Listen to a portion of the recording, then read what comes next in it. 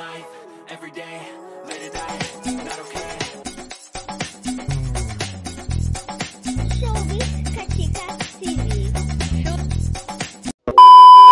Hello mga kachika! Last 2 days nga, September 22, 2024 ay ang ika-27th birthday ni Maris Racal. At sa kanyang social media account ay ibinahagi nga niya kung paano nga ba niya i-celebrate ang kanyang ika-27th birthday. Sa mismong araw nga daw ng kanyang birthday ay super busy nga daw si Maris dahil nga sa kanyang mga airport staff kung saan inayos nga daw niya ang mga bagay-bagay sa airport pabalik nga dito sa Pilipinas. At the same time ay stuck naman sila sa airplane dahil nga sa kanilang napakahabang biyahe.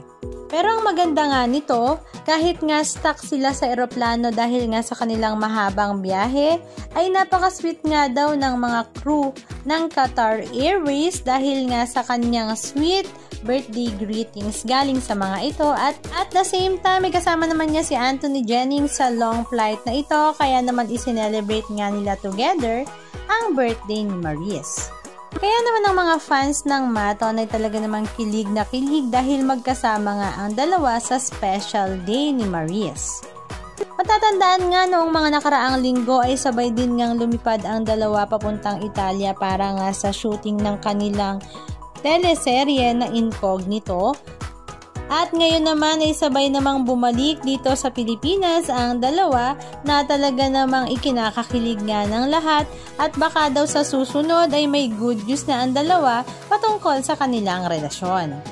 Halika at panoorin natin ang ilan sa mga video clips ganap ng Mato na sila Maris at Anthony.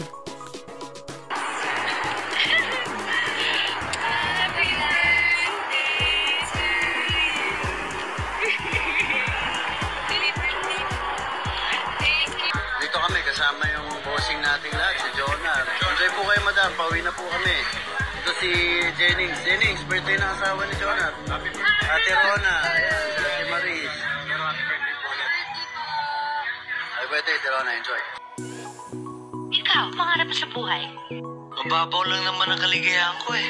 Okay na sa akin yung tipong katulad mo. Tulad ko? Anong masasabi nyo mga kachika? Just comment down below. And please don't forget to subscribe. Thank you!